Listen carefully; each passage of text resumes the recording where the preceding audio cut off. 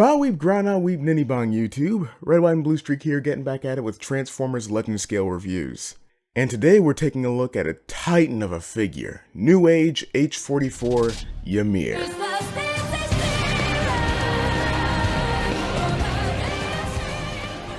This figure is Newage/DX9's second take at a Legend Scale Grimlock, and as such, is definitely one of the bigger Legend Scale bots in my collection.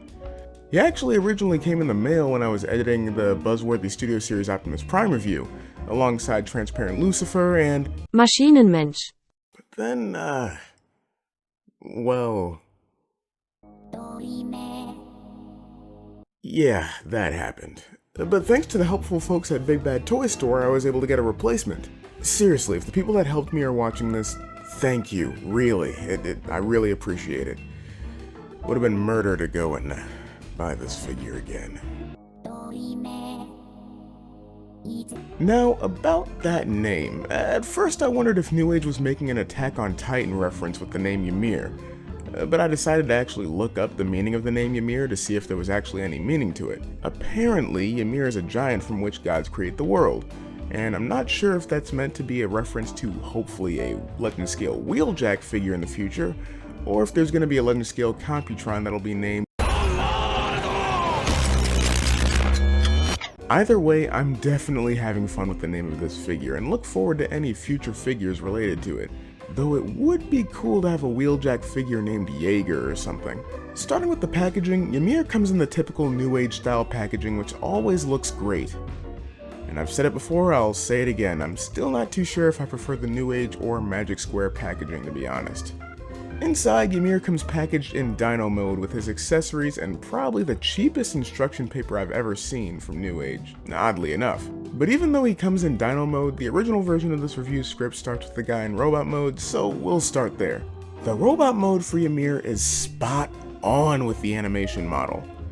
Though with Grimlock, it's hard not to nail the robot or Dino modes. Fortunately, Generation 1 Grimlock's design tends to lend itself really well to toy interpretations, thanks to the bulky frame and canonical kibble on the back and arms.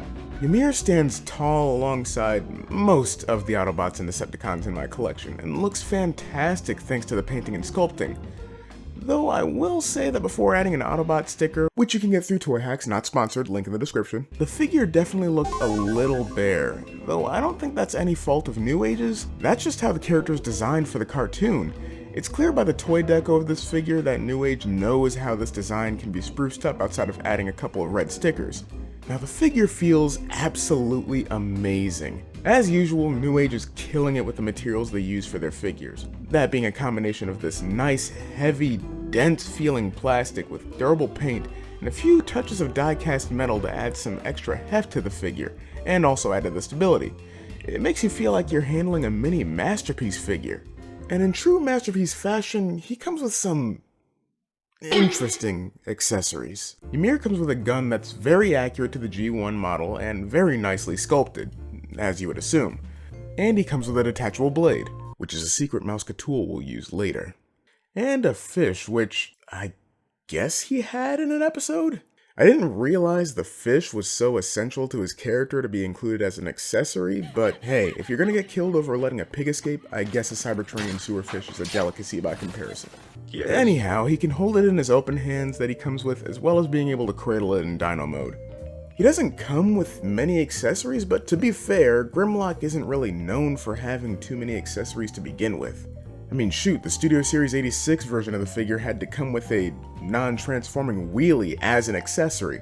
I do wish they would have given us a few more hands though, just for expressiveness sake, since he doesn't exactly have the most expressive face, though it is nicely sculpted. Or maybe I would have liked him to come with a Computron headpiece, though I'm sure that'll come with Computron if they ever do that figure. Or, you know, at least come with a crown like they did with the DX9 release.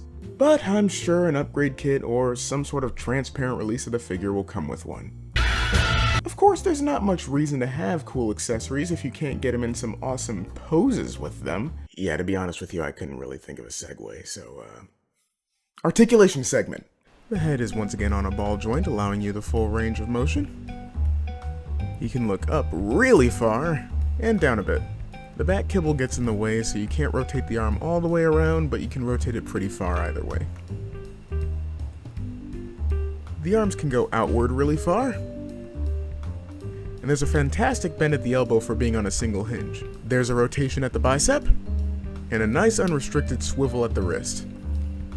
Not sure this will matter to anybody, but the claws can move on a hinge. There's a nice waist swivel allowing you to go all the way around, and a fantastic ab crunch. Hip skirts can move out of the way, allowing the legs to kick forward really far, and back really far. He can do the splits. There's a thigh swivel, and a single bend at the knee that gets you that far. The feet can hinge forward, but that's mainly for the transformation. And there's a fantastic pivot. As always, Newage is absolutely killing it in the articulation department, and with the die-cast feet and legs, he ain't falling down anytime soon. Believe me, I've tried. No additional standing necessary.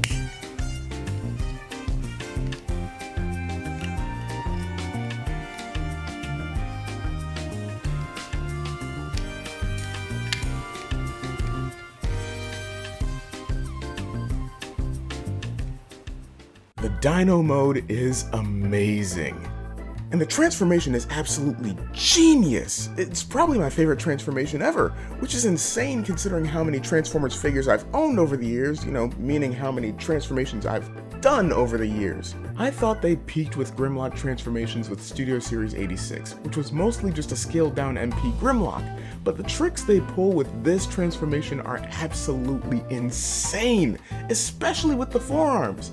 I still don't fully understand with my monkey brain how they were able to change the shape like that with the forearms. Everything looks fantastic from all angles, and literally the only complaint I have is one that comes from my own fault as a collector, and that is the application of the Autobot insignias.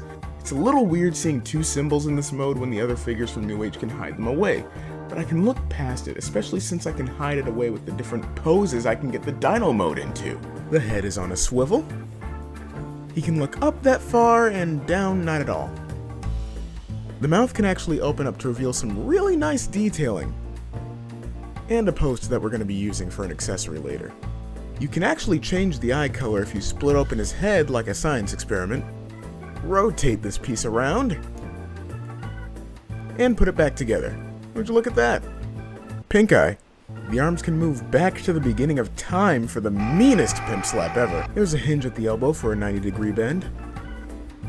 The Dino hands are on a ball joint so they can rotate around and flip forward. The legs have the same articulation as the arms in robot mode. They still have that fantastic bend at the elbow, which is now a knee, and without the kibble they can actually rotate all the way around. And there are three, count 'em, 3 hinges at the tail for maximum wiggle waggle. I don't understand how this, a legend scale figure, is the most posable Grimlock I've ever had the pleasure of getting my greasy little man hands on. And it's mainly because of that tail. Hasbro, Takara, I know I've given you tons of compliments on your articulation the past few videos, but you ain't got nothing on the third-party Legend scale scene. And I'm not gonna fault the new Legacy Grimlock because that's more of a Legion class figure and it's also a combiner, though DX9 also does. That's besides the point. Look, I also love that you can still use some of the accessories in this mode. And while we're on that subject, I also love that there's a way to use the fire effect part from the sword here. I can't stop singing the praises of this thing. I'll be here all day if I keep at it. 5 out of 5. There. Done. First perfect score on the channel. Get this figure if you can. Seriously. And if you're fortunate enough to start your Legend Scale collection with this guy, man, what a wonderful start to your collection. And you best believe I already got my pre-order in for the next one from Show Z. Look, let's move on before I extend this review another 30 minutes. Newage Ymir is an amazing figure, and as a reward, I will allow it to bear my wallet. Primus, maybe I should start a Patreon.